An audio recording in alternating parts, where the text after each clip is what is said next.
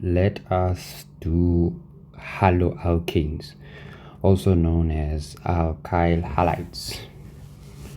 Right, so with haloalkanes, we also have a general formula, which is CnH2n plus 1 plus X, where X is that halogen atom.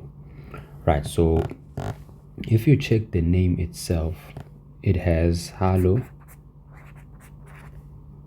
plus alkane. In fact, let's use the title.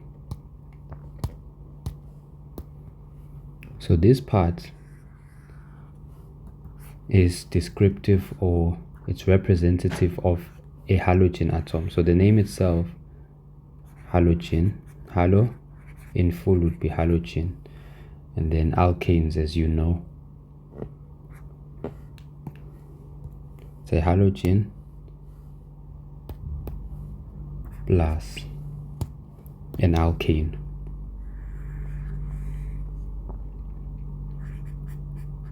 Then we get haloalkanes.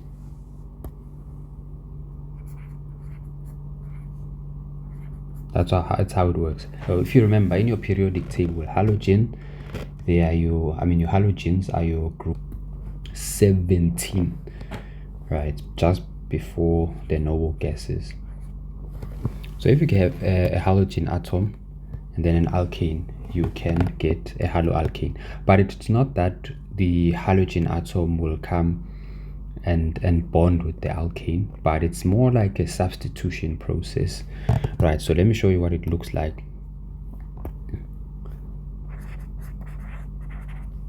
Right, so let's say, for instance, you have methane. Methane is C.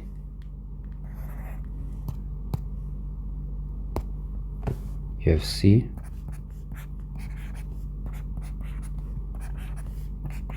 Right, so how it works is, if you check methane, it's one carbon atom and then 4 hydrogen atoms. Right, so when haloalkanes are concerned, what we normally see is you would find a halogen atom. Let's take bromine, for instance. So bromine would come and replace one of these hydrogen atoms. Let's say I choose this one, for instance. It can be any of them, really. It can be one bromine atom, it can be 2 bromine atoms, or it can be as many as possible that can do the substitution. Right, I call it a substitution because where the hydrogen atom was, they will now sit the bromine atom. So now this new compound is what we would call a haloalkane.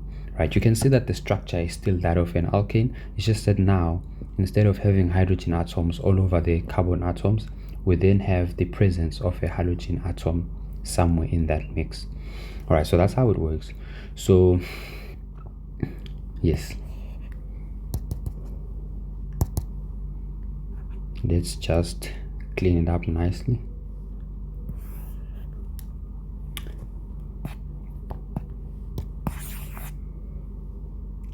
And add our general formula as well. Right, so this is our general formula before we just move on to the next part. So if you check, we said this would be the halogen atom.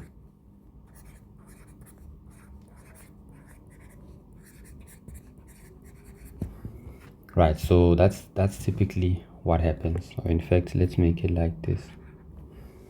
Right, so that would be the halogen atom. Right, so like I said, how it works is you have an alkane. Typical alkane can be any, can be methane, ethane, or butane, and so on. Right, and then one of the hydrogen atoms, at least one, cannot always be one, can be more than one, it can be 3, it can be any number of hydrogen atoms, but they are replaced, or they are substituted by a halogen atom to form what we call a haloalkane.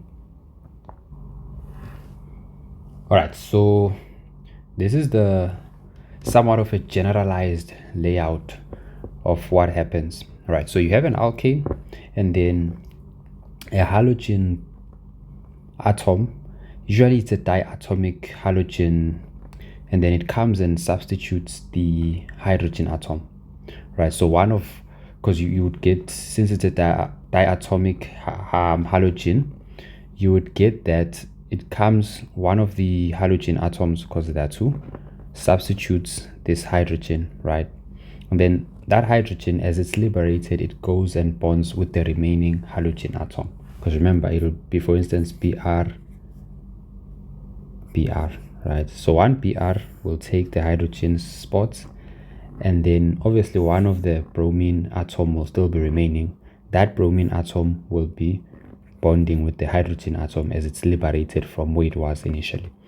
But we will talk more on this later. It's called substitution. It's a substitution reaction. So typically this one happens when you take the alkane and you subject it to sunlight, or you add heat to it, and then you add any of these diatomic halogen molecules, right? So that's what happens there. So the actual process is substitution, right? So the actual process from the alkane to the haloalkane is called a substitution reaction. But like I said, we'll delve deeper into that later. For now, we are focused more on naming haloalkanes, right?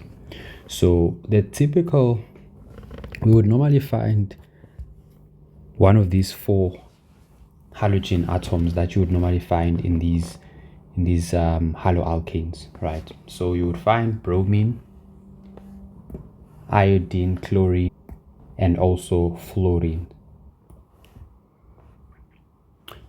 Okay, so these are all the common halogen atoms that we will mostly encounter in grade 12 organic chemistry, right? All right, so here, just to add, remember we said there are two bromine atoms, and then one of those bromine atoms replaces or substitutes this hydrogen atom. So when this hydrogen atom gets liberated, it will then form a molecule or a new compound with the other bromine atom that remained, because there were two. So it would be something like HBr in this case. All right, so but for this video we won't focus on that reaction.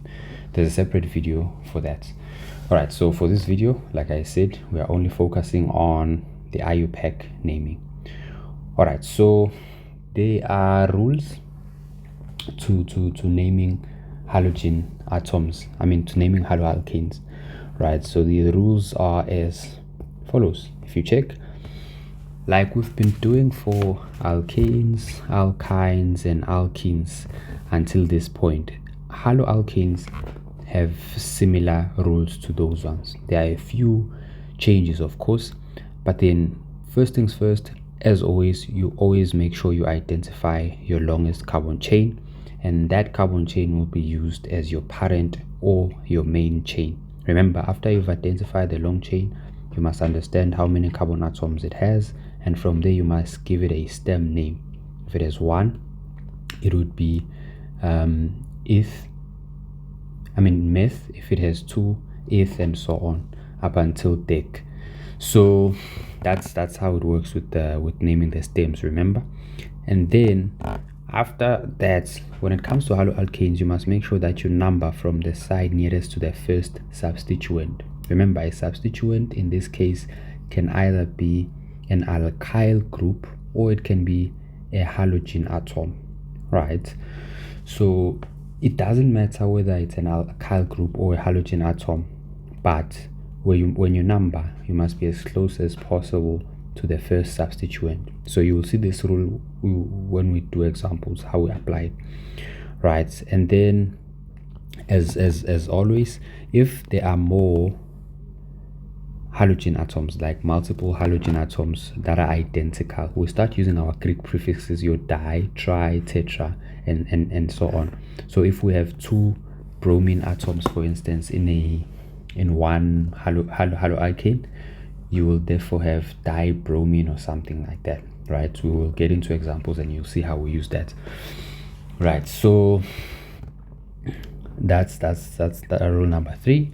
And then rule number 4, if we have different halogens that are present as substituents, right, we give them numbers, and then when we are creating the final IUPAC name, we make sure that we arrange them alphabetically. Same way we've been doing with haloalkanes, alkenes, and alkynes.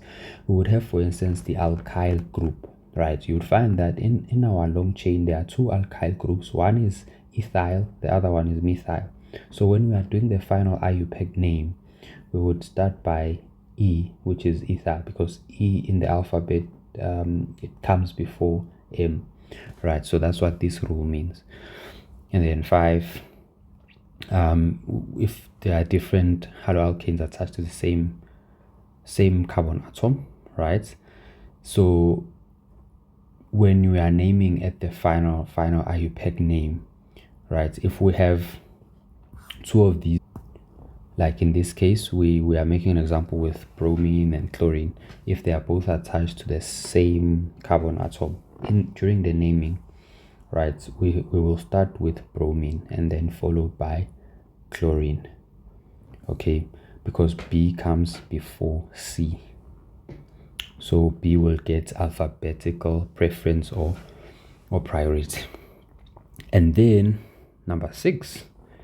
So if it happens that, I think we once saw one of these cases actually when we were naming the alkanes, where you see that, okay, it doesn't matter which side I number my chain from, but I see that both substituents will be on the same number.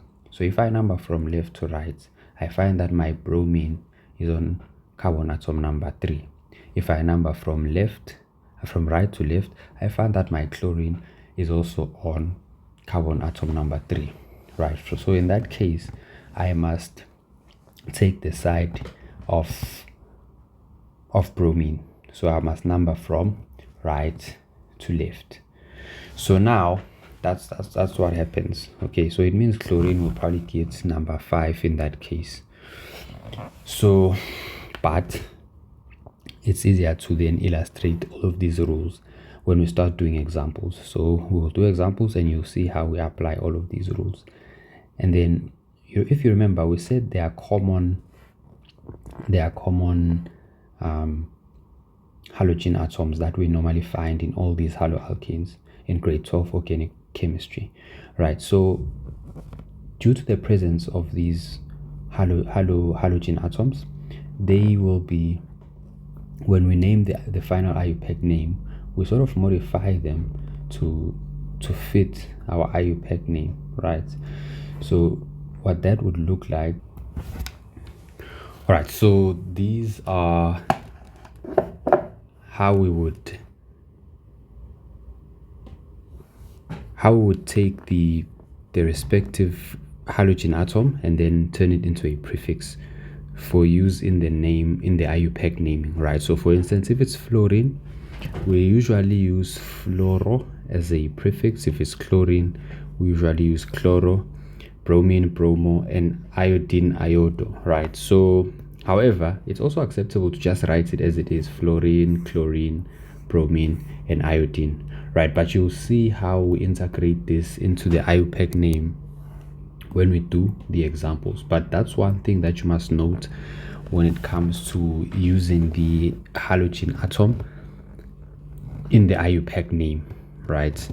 So of course, since it's a substituent, it'll form part of the prefix of the final IUPAC name for that organic compound, right? So one thing that we must also note is, if you remember, I made an example of an alkane here, right?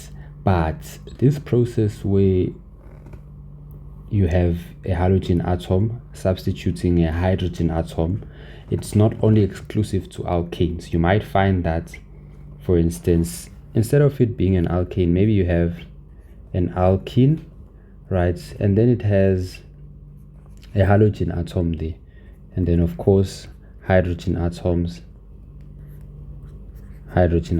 there, right? Like this. Or you might even find an alkyne, right, that has a halogen atom present in it. So most of the time we would focus on alkanes, right? So but we will do a few examples where you see how we would name it if it was an alkyne or an alkene instead. All right, so if the parent chain is an alkyne or an alkene, because remember the parent chain can either be an alkane, an alkene, or an alkyne, and then you just have your substituent being a halogen atom. Okay, so to reiterate again, the substituent, it can either be an alkyl group, which is methyl, ethyl, propyl, and so on, or it can be a haloalkane in this case. So far we've covered those two substituents. Okay, so which in the case of the halogen atom, it can either be bromine, iodine, chlorine, and fluorine. Right, so yes, that's one thing you must understand. All right, so let's continue. Now, if you remember, whenever we name our parent chains or the alkyl groups, this is the table that we refer to. So if the parent chain has 1 carbon, it's meth. If it has 2, it's eth, and so on and so forth. Same thing, if the alkyl group has 1 carbon atom, it's an ethyl. If it has 2, if it has 1, it's a methyl. If it has 2, it's an ethyl, and so on and so forth. Right, so that's one thing I wanted us to remember. So now that we've laid out the foundation, let's look into another part. Right, so there's something called a primary, a secondary, and also a tertiary carbon atom, right? So what happens is it then gives rise to also a primary haloalkane, a secondary haloalkane, and also a tertiary haloalkane, right? So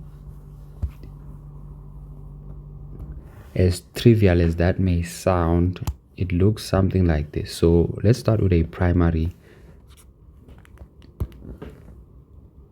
carbon atom. Right, so a primary carbon atom is when a carbon atom in an organic compound is only attached to one other carbon atom. So what that would look like, a great example would be, let's take methane as an example. Ethane, yeah. So with ethane, if you remember, you have C, and then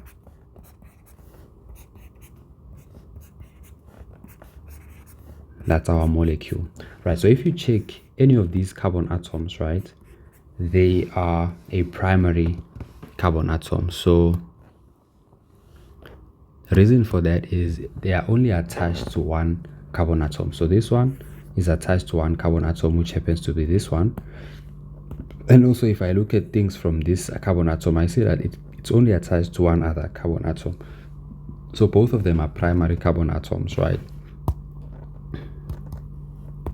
So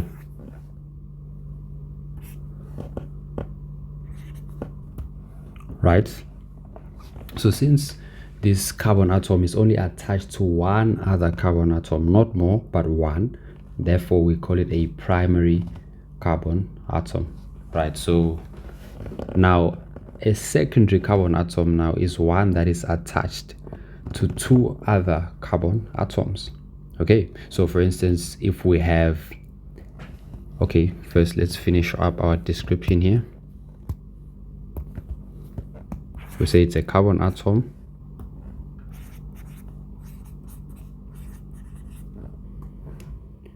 so it's bonded to only one other carbon atom. All right, so that's what a primary carbon atom is. So a secondary carbon atom, like I've already mentioned, it's when a carbon atom is bonded to 2 other carbon atoms. In fact, we can use propane actually, which you will see that if you have propane 1, 2, 3, guess which one is a secondary carbon atom here, right? Of course, it doesn't have to be arranged in this manner. can also be something like this, where maybe you have that,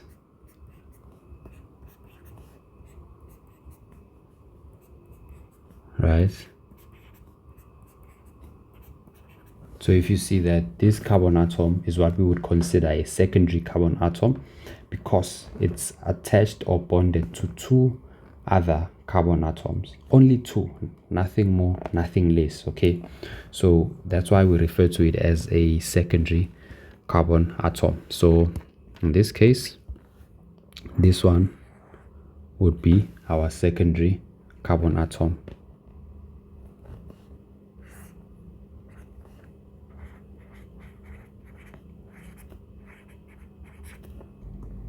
Okay, so we can remove this one.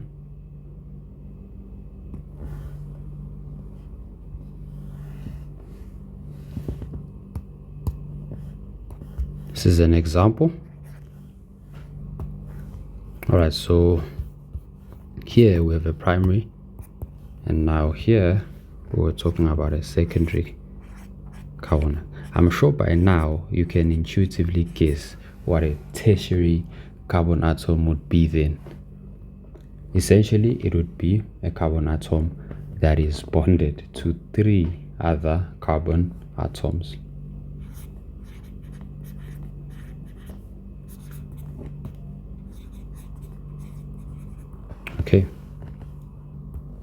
Okay, so this is pretty much what the secondary carbon atom is. That's all there is to it. It's a carbon atom bonded to a maximum of just two other carbon atoms. So now what about a tertiary? Like I said, a tertiary is bonded to a maximum of three other carbon atoms. That's it, right? So why am I mentioning this?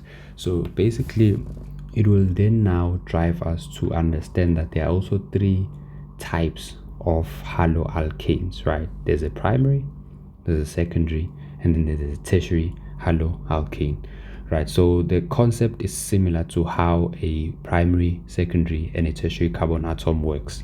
Okay, so we'll get into that just in a minute. So let's first look at the description of a tertiary carbon atom.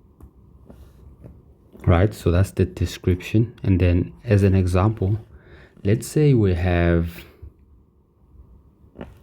this compound here, C, and then C again. So if you check this carbon atom, it's attached to all these other three carbon atoms, right? So that's what we would call a tertiary carbon atom. Tertiary carbon atom. Okay, let's check there. All right, so that's what it would look like, because it's attached to three other carbon atoms. So this would be our tertiary carbon atom. Tertiary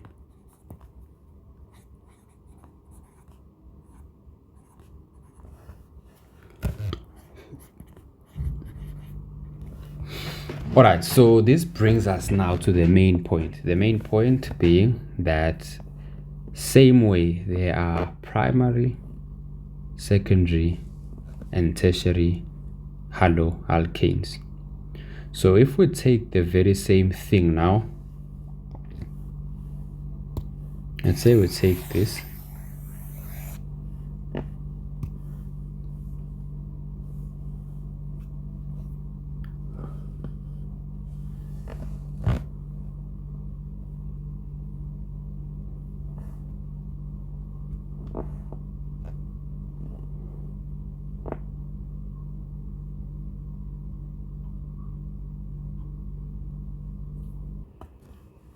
All right, so let's put this here. So depending on whether or not the halogen atom is attached to a primary, a secondary, or a tertiary carbon atom, it also gives rise to three types of haloalkanes, which would be the primary, the secondary and the tertiary haloalkane, right? So all that depends, where is the halogen atom of that haloalkane attached to? Is it attached to a primary carbon atom? Is it attached to a secondary carbon atom? Or is it attached to a tertiary carbon atom? If it's attached to a primary carbon atom, that haloalkane is a primary haloalkane. If it's attached to a secondary carbon atom, then that haloalkane becomes a secondary haloalkane, right? I'll show you now in a second. Let's just rename these. All right, so we say that the haloalkane is a primary haloalkane if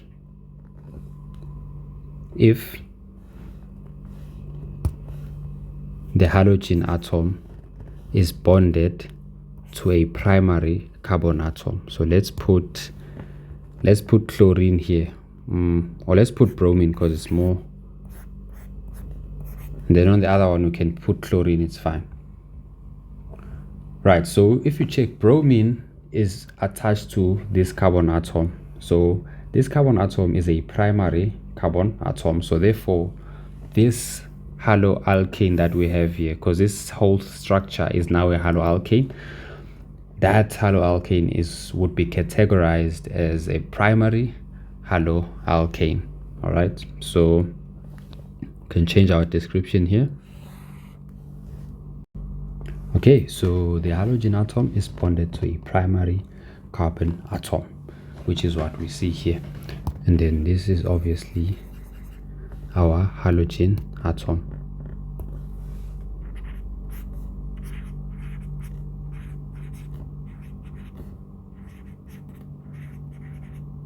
Okay, so that's our halogen atom. And then now if we come to a secondary haloalkane, same thing, but now instead of the halogen atom being attached to a primary carbon atom, it's now attached to a tertiary a secondary carbon atom. You can take this there.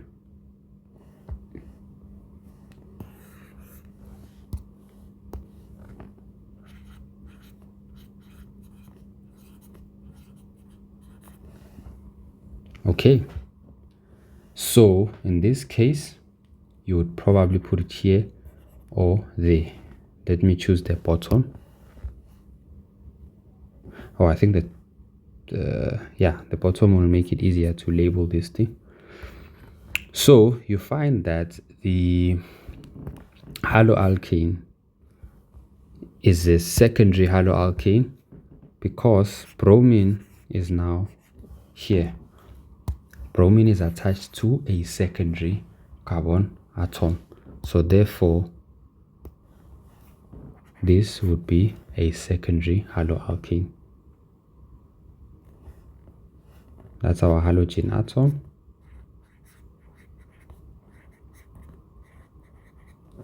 In fact, we said we would use chlorine.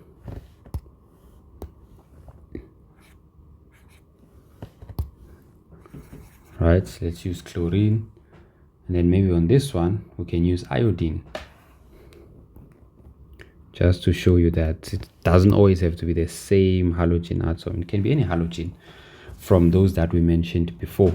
Right, so in the case of a tertiary haloalkane, again you find that the halogen atom is bonded to a tertiary carbon atom.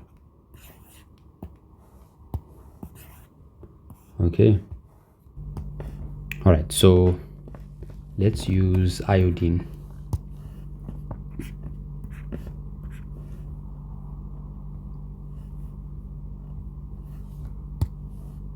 This one can say it's chlorine. This one is bromine. And then now we're using iodine.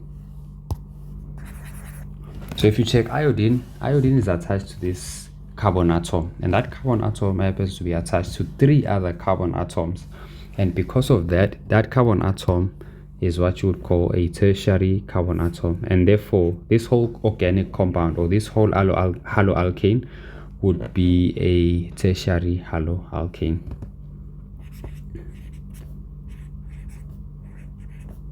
Okay, this is what you would call iodine. So iodine is the name of the halogen atom, not the name of the overall haloalkane. So now that we have all this information, right, so of course we have to put that these are the 3 types of haloalkanes. Right, so yeah, there are 3 types of haloalkanes depending on whether their halogen is attached to a primary, secondary, or a tertiary carbon atom. And then also there are 3 types of these carbon atoms that we deal with. All right, so that's what we have now. So now we can start with our IUPAC naming process. Okay, so we are off to example 1. All right, so now we have this haloalkane. Okay, if we check, let's start with first identifying our parent or main chain. So in this one, luckily it's not that long. We can clearly see that this would be our parent chain, the longest chain that exists here, the longest carbon chain that we can find. All right, so if we check here, and then if we want to number, we can either number from right to left, which means from there going this side, or we can number from left to right, which is from this side going that side. All right, so let's start with right to left. We can say this is 1, 2, 3, and that's 4. So the parent chain is bute, because if it has 4 carbon atoms, remember the stem name would be bute. Where's our table? So the stem name would be bute. So since it's a simple they are not double bonds or triple bonds, we know that it would have to carry an alkane name, so it would be butane in this case. So that's the name of the parent chain. All right, so but let's continue. Now what if we number from left to right? We would have 1, 2, 3, 4. Remember, the 1, 2, 3, 4 is carbon number 1, carbon number 2, carbon number 3, up until carbon number 4. Okay, so now let's try to identify which side would work best in terms of the numbering. So if we check, if we number from right to left, we find that the first substituent, which is this guy, is on carbon number 1. Whereas if we number from left to right, we find that the first substituent, which is this guy, our halogen atom, is on carbon number 2. So clearly it's better to number from right to left, because we will get the substituent to be as near as possible to where we start numbering from. And actually it happens to be at the first point where we start numbering from. So we'll choose right to left. So those are our substituents. There's another one there, there's another one there. All right, so we have 3 chlorine atoms, or we have 3 halogen atoms, and they are namely chlorine, all of them. So that means in our IUPAC name we would have to have a Greek prefix tri, which is TRY, right, for 3 chlorine atoms. All right, and then we know that our parent chain name would be butane, because they are not double bonds, so this is an alkane parent chain, right? So like I said before, we will mostly be dealing with haloalkanes, not haloalkenes or haloalkynes, right? So in this case, it's a simple haloalkane, no double bonds, no triple bonds. So the rules that we saw earlier are applicable here. Okay, so number of carbon atoms in the parent chain. I have prepared us a nice table here so we can list our things properly. And then we have number of carbon atoms in the parent chain. We learned that it is 4, right? The name of the parent chain, it would be butane, because there are no double or triple bonds. So if there was a double bond somewhere in here, it would be butene, right? If it was a triple bond somewhere in that carbon chain, this would be butane. All right, so since there's nothing like that, it's a butane, it's a simple alkane chain. The location of the halogen atoms, we see that it's on number 1, number 3, and again number 3, because we are using, remember, we are numbering from right to left. So if we check, when we get to carbon number 3, we remove this. When we get to carbon atom number 3, there are 2 halogen atoms that are attached to that carbon atom. Okay, so that's what's happening here. All right, so I've also added that we are numbering the main chain from right to left, as this side is nearest to, it's not a double bond, to the first substituent.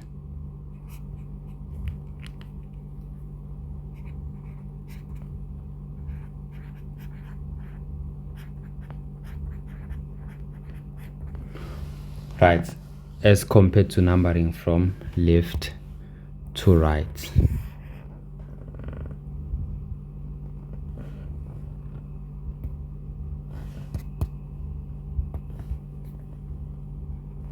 All right, so let's continue with our other aspects. And then the name of these substituents are the halogen atoms is just the chlorine, and then it's repeated 3 times. Now the type of haloalkane, by type I mean, is it primary, is it secondary, or is it a tertiary haloalkane? So if you check, it's a mixture of both, because if we look at it from the perspective of this halogen atom, or of this chlorine here, you see that this chlorine is only attached to 1 carbon atom, right? And that carbon atom is only attached to 1 other carbon atom and not many other ones, right? So if maybe it was attached to another one here and another one, then in this case it would be a tertiary haloalkane. But when we come and look at it from the perspective of these 2 chlorine atoms, these 2 chlorine atoms are attached to that carbon atom, and then that carbon atom happens to be attached to 2 other carbon atoms. So in that case, we would say that this haloalkane is a secondary haloalkane. So that's why I'm saying it's both secondary and a primary haloalkane. So for now, we will leave that part.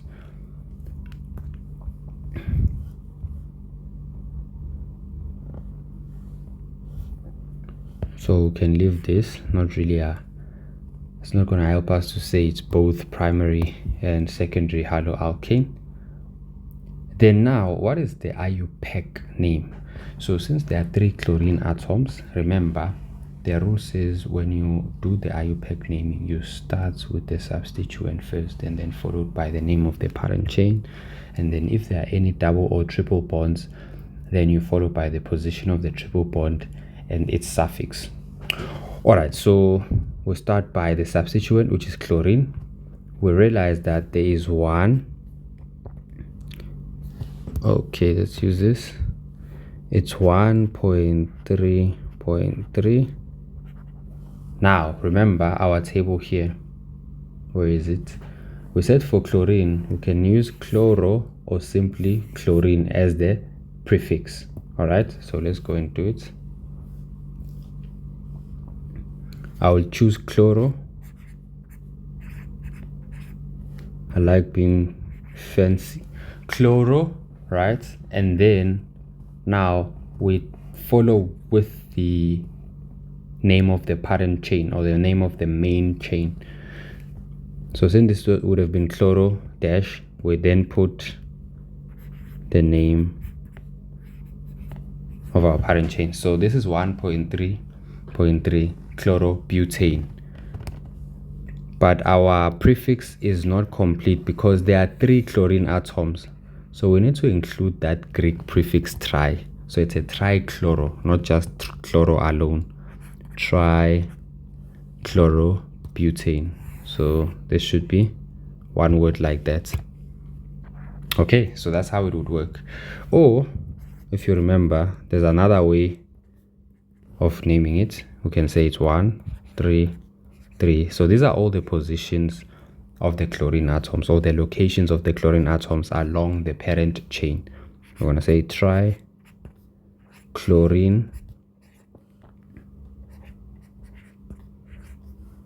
butane. You can also name it like this if you think you're gonna forget stuff like chloro, bromo, iodo, and so on. You can just write the word as it is, which is chlorine.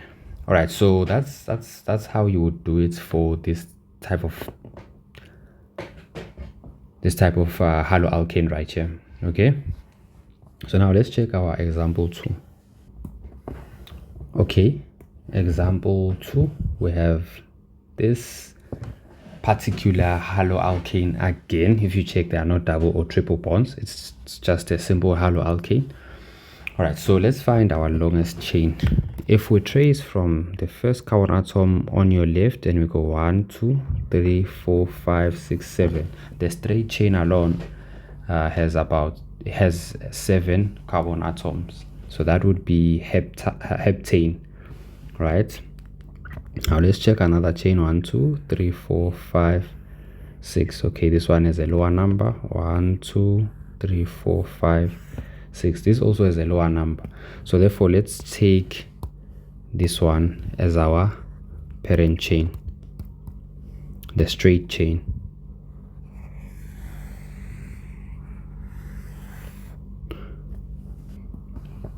All right, call that our main chain. Main chain. Okay, so now if you check in our main chain, we have an alkyl group that is creating a branch there. So that's our substituent. This is an alkyl group. That's substituent number 1. That's another substituent there, another alkyl group. Then we have another one here, which is chlorine. Let me circle it so that it looks different. All right, so we have 3 substituents. 2 of those substituents are alkyl groups, and those alkyl groups are called methyl groups. Methyl, because it's only 1 carbon atom in them, if you remember from our previous videos. This is also methyl. And then this is just chlorine.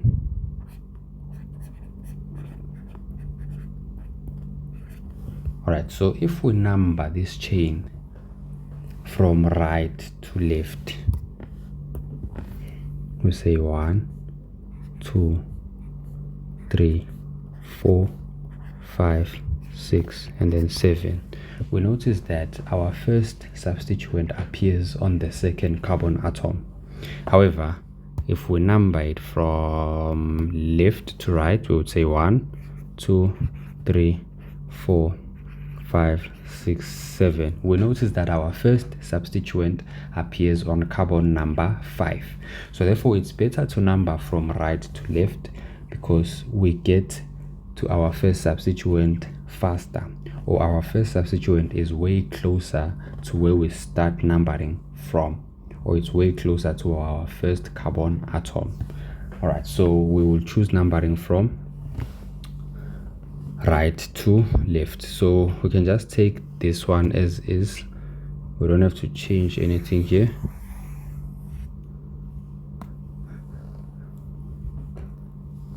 And then we put it there.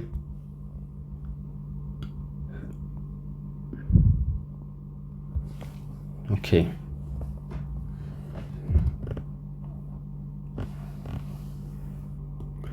All right, so now we can start filling up our table again. So I created this table so that we can just check everything that we're doing step by step. You don't have to make a table when you are answering in an exam, but having this table when you are learning will sort of help you think in a systematic way or a step-by-step way. So now that's what we have.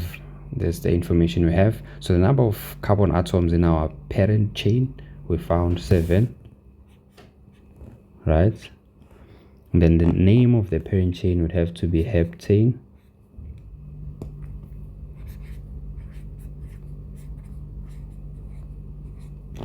And then the location of the halogen atom,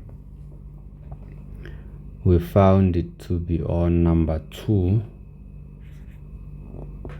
I think we can add the location of another substituent.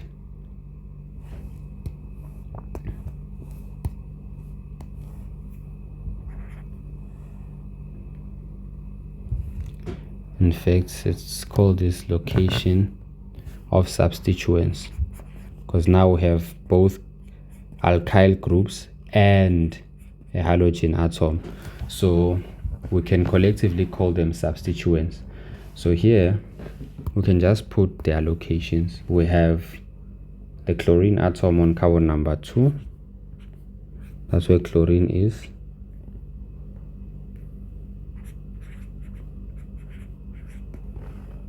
And then we have the methyls at the same carbon atom, which is number 3. So we'll say 3 and 3, the methyl.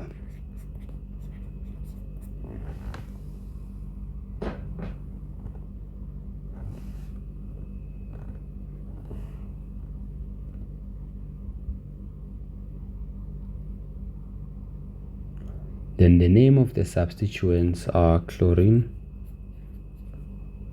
and the methyl group.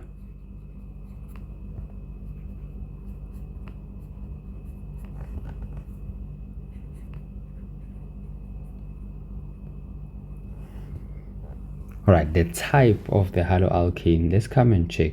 So luckily in this case we only have one halogen atom, which is chlorine.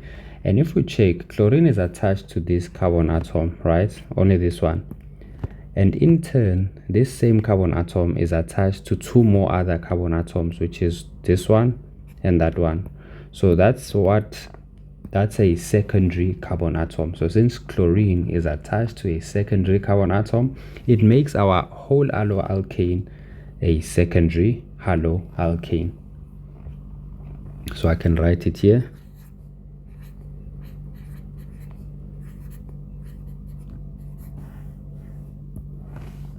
And then now, what is our IUPAC name?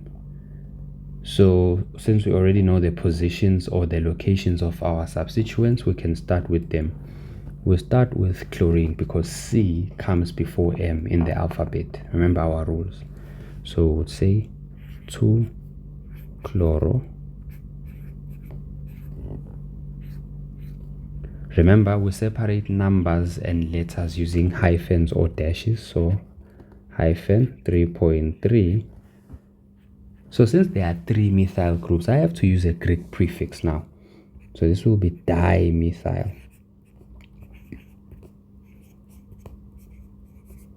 Right? There are 2 of them here. They are both in position 3. So we don't omit the other one just because they are in the same position. We write the number repeatedly if we have to. Right? So we don't say 3 then dimethyl. No, you have to say 3 and then again 3 and then dimethyl. Alright, so we have mentioned all of our substituents, the chloro and the methyl groups. Now we can put the name of our parent chain, which is pentane. Is it pentane or heptane? Oh yes, heptane.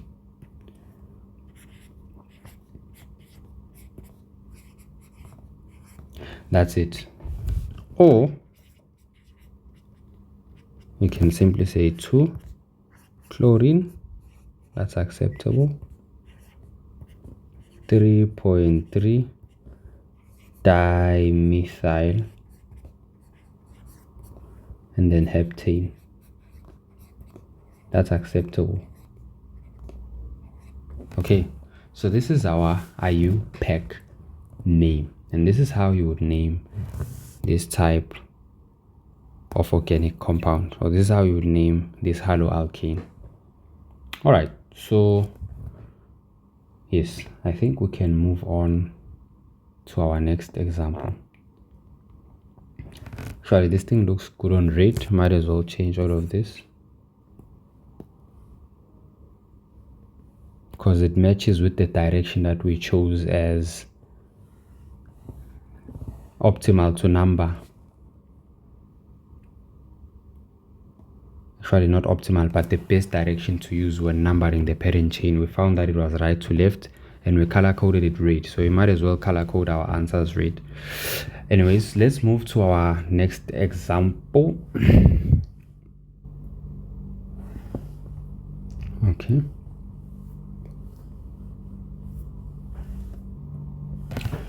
Okay, so here's our other example of a haloalkane.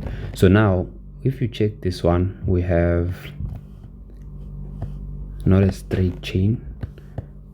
So let's start checking.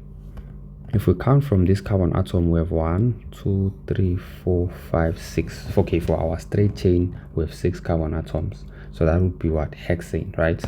And then now let's check the other one. 1, 2, 3, 4, 5, 6, and then 7. Okay, for the one that is a not so straight, a branch of some sort, right? That chain has 7 carbon atoms, so we can use that one. We can use this one because it has the longest chain. It's the longest chain that we can find, so we can use this one. That's our main chain, that's our parent chain.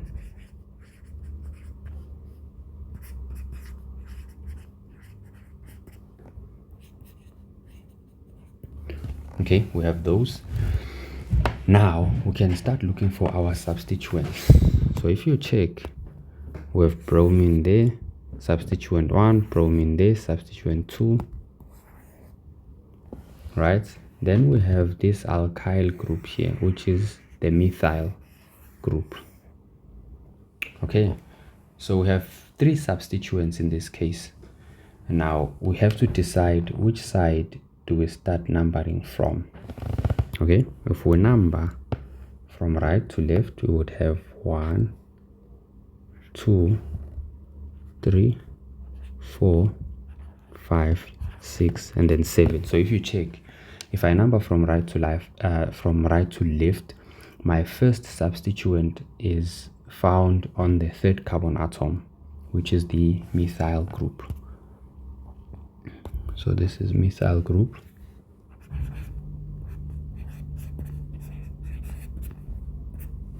Right, and then if you check again, if let's say now I decide to number from left to right, I'll have 1, 2, 3, 4, 5, 6, and then 7. If I number from left to right, my first substituent is in number 2, carbon number 2. So you see, now I have to number from left to right because I get my first substituent at a lower number, or my next substituent is nearer to where I start numbering from, right? It's way closer to the first carbon atom in my numbering, so I will definitely have to use the numbering from left to right. So let's first specify that. We take this,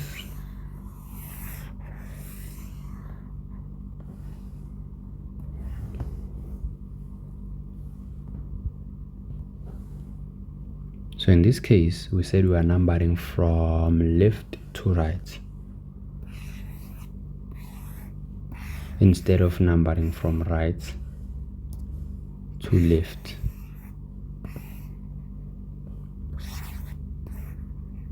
See, that's the difference. So let's go and fill our templates that we use. So I'll use purple now because we are color coding left to right as purple. Okay, so the number of carbon atoms in the parent chain, we found them to be 7. And then the name of the parent chain will have to be heptane again, similar to our previous example. And then the location of the substituents,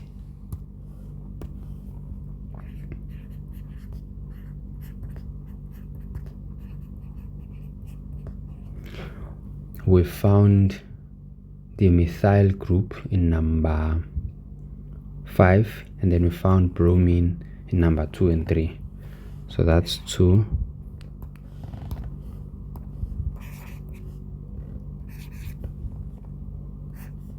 for bromine, and number 5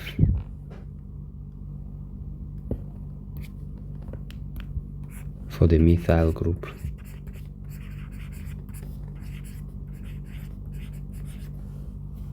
I can say 4. All right, so these are the positions or the location or the locations where we would find all our substituents along the main chain or along the parent chain. All right, so now what is the name, or what are the names of these substituents? We have bromine and we have the methyl group.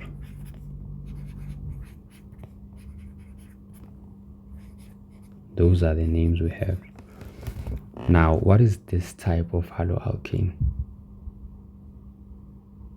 This would be a secondary haloalkane because both bromine atoms, if you check, they are attached to a secondary carbon atom. Remember, a secondary carbon atom is a carbon atom that is attached to 2 other carbon atoms, a maximum of 2, nothing more and nothing less.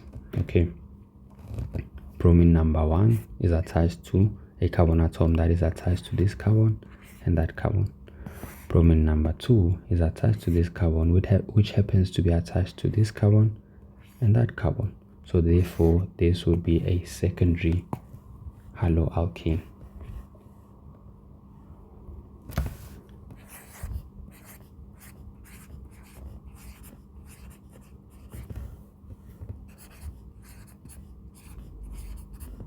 Okay, so now we can get to the IUPAC naming part. So we start with our substituents. Since bromine is starting with a letter B and B comes before M in the alphabetic order, therefore we will name B first. And since there are 2 bromine atoms, we must now use the Greek prefix di. Okay, so this, we said bromine is found in positions 2 and 3. That's 2, 3, di, bromo. Now I go to my methyl group, dash. Methyl is found in number 5. 5 methyl. There's no other methyl group, so we won't use Greek prefixes. And then now we write the chain name, which is heptane. Okay. Or, as always, we write 2, 3, dibromine, and then 5 methyl heptane.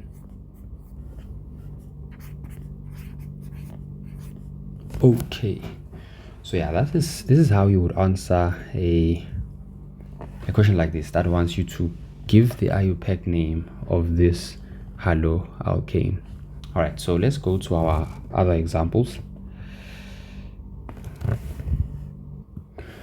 All right, so this is our other example. Now if you check here, let's start counting our number of carbon atoms in the chain.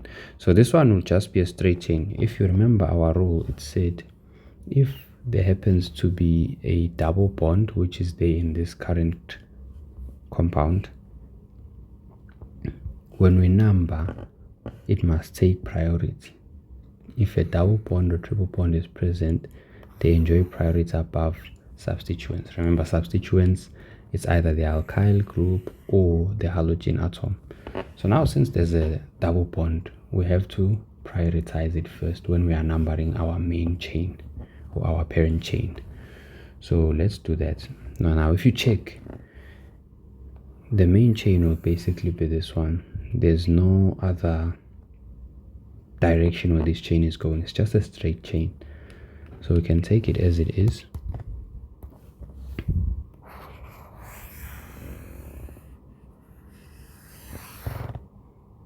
So this is our main chain.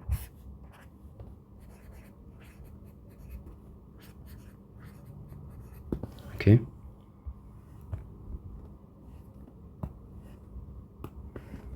All right, so now leaving out a substituent which is iodine, right? All right, so now we can start checking which side is it best to start numbering from. Remember, we are prioritizing the double bond now.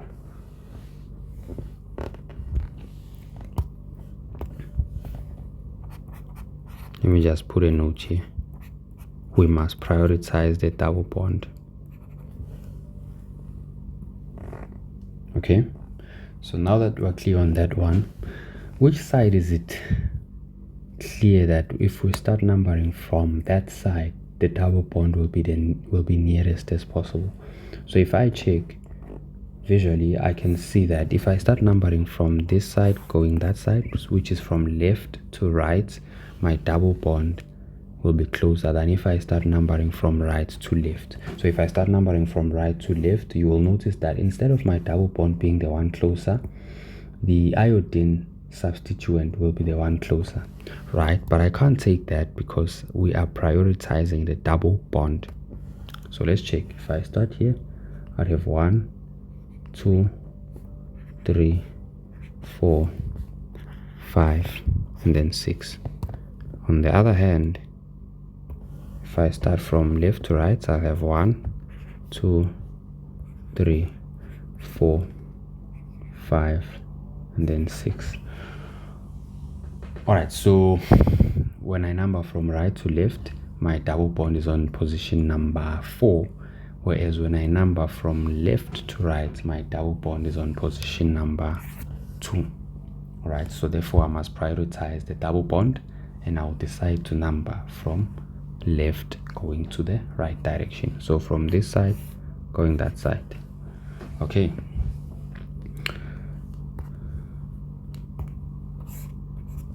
A number going that side. So we can bring this here again. So this one happens to be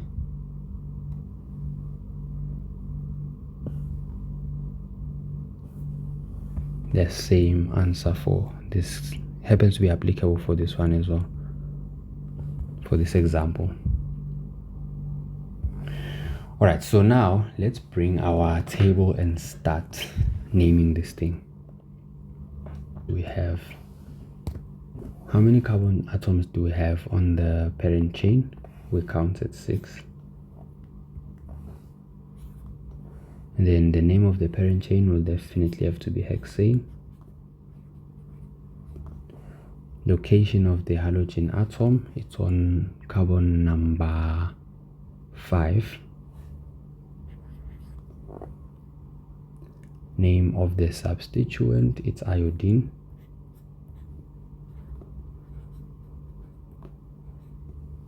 Alright, so here we can just do this. We can put the location of the double bond as well.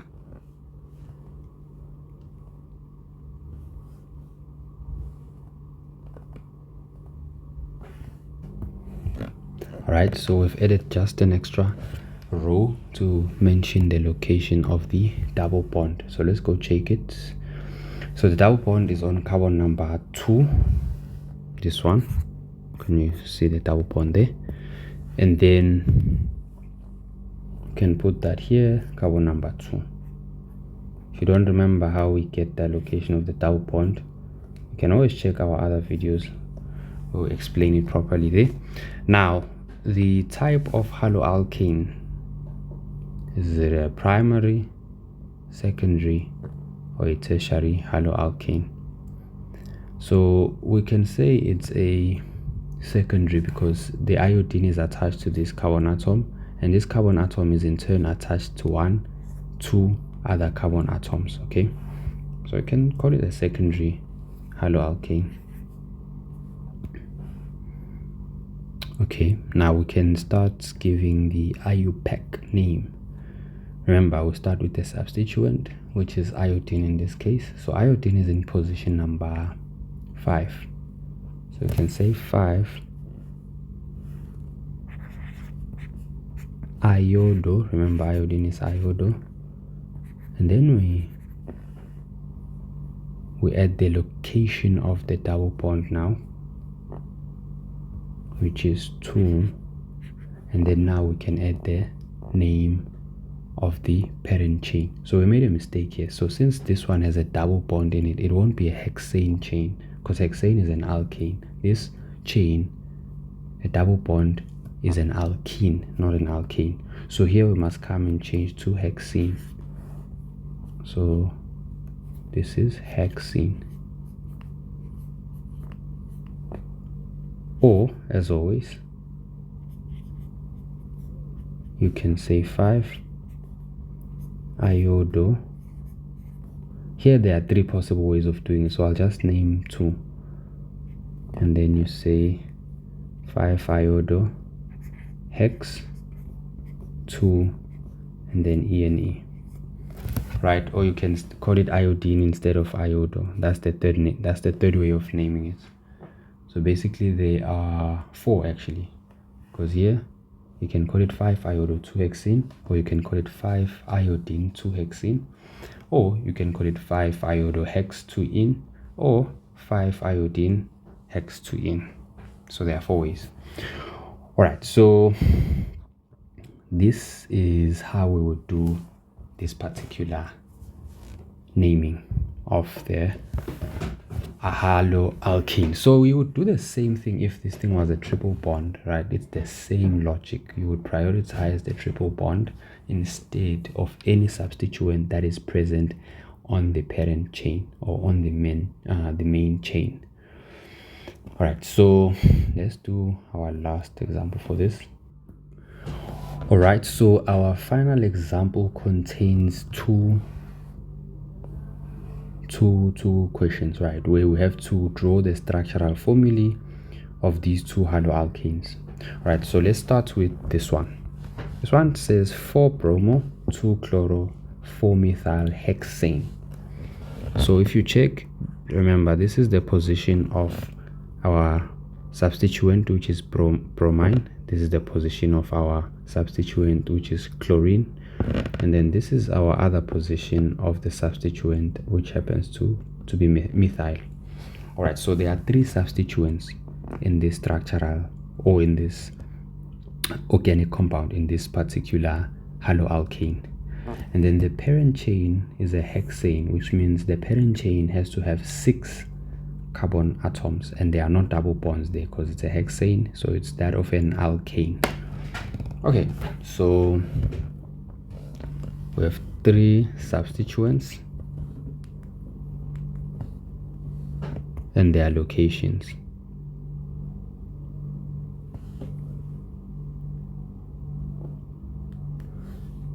So if you check, we would have bromine here, we have chlorine there, and here we would have CH3, right? That's our methyl. Okay, and then now we can start. Remember, what I always say is you draw the chain, you simply draw a straight chain, then you start including the substituents, and you get to decide which side you are starting to number from. So in this case, no one decides for you. It's not in the other cases where, like for instance in this problem, you had to investigate which side was best. when it comes to this one, you will decide for yourself. So let's just do it again. 1 2 3 4 5 6. That's hex. That's my parent chain right there. You don't start making it zigzag or whatnot. You don't come and do a parent chain like this one, for instance, right, with the aim of guessing how it looks like. Just draw for the parent chain, make it straight, and then you'll start adding the substituents, and it'll be easier like that. Now I'll be adding my other lines so that I don't have to suffer. All right, so I'll start numbering from left going to right. So 4 bromo means I have a bromine atom in carbon number 4. So I have 1 2 3 4. So this is carbon number 4. Bromine will be here. And then 2 chloro, which means carbon number 2 has to have chlorine, right? And lastly 4 methyl, which means carbon number 4 has an alkyl group. I'll just lengthen this so I can add it here, and then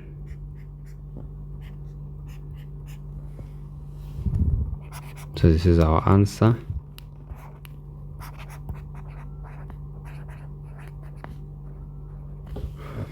All right, so if you check, we are pretty much done. Then I can start putting my hydrogen atoms here.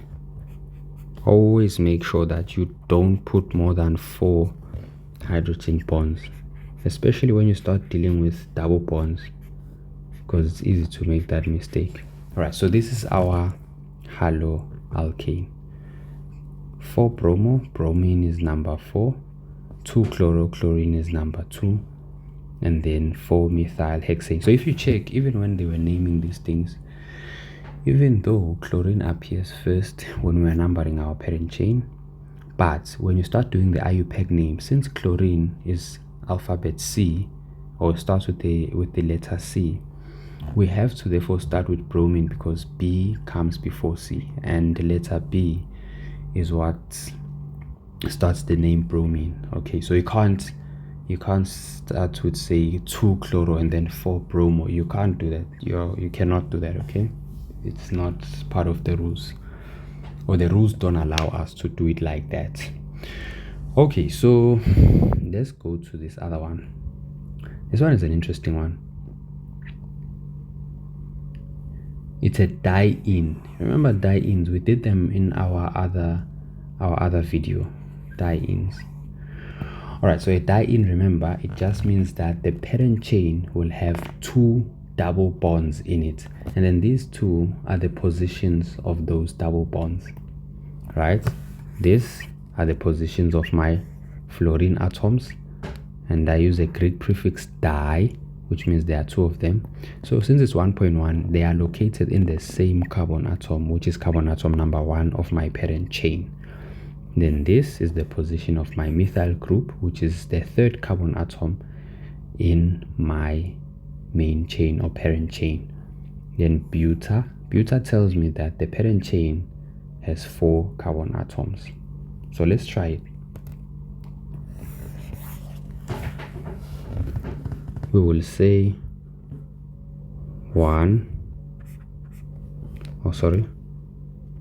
2, 3, and then 4. So carbon atom number 1 has a double bond. Remember, this is a die-in. So I see that carbon atom number 1 has a double bond, and also 3. So I'll put the other one here, because that's carbon atom number 3. So I'm numbering from 1 2 3 4. I'm numbering from left to right. Right, I've chosen to do that. Then I can add my other line here. Okay, then I can start adding the other stuff. 1.1 is difluoro, so there's fluorine. There are fluorine atoms here. F. I'm done with 1.1 difluoro. Then there is 3 methyl. I can put that here. It's either up or down, it's up to you really. That's my alkyl group methyl. So here I'm missing an H, because remember there has to be 4 bonds per carbon atom. If you have less than 4 or you have more than 4, then you know that you have made a mistake. So what I was talking about is, when I said be careful in double bonds, it's easier to then come here and say H, because we are used to that, right? But always keep in mind that when there's a double bond, slow down and just check and count if each carbon atom actually has 4. So in this case I would have had 5, and then this is wrong. You can't do that.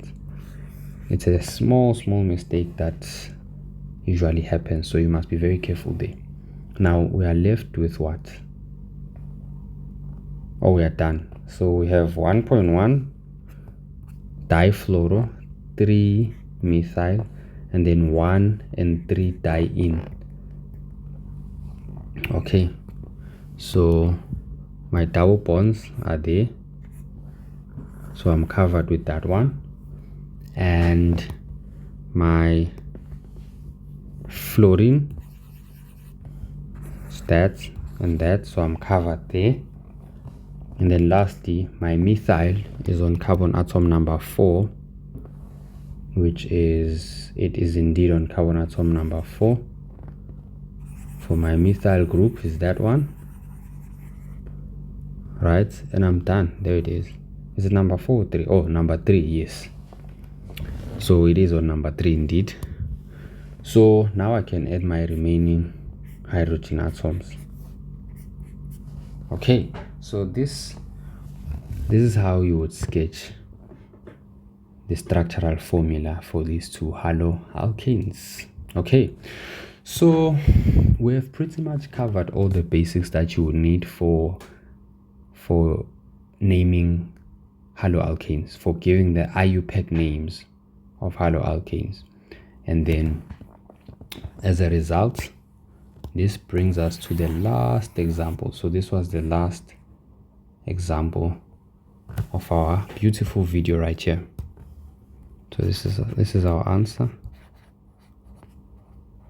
Okay, so yes, cheers, and I will catch you on our next video.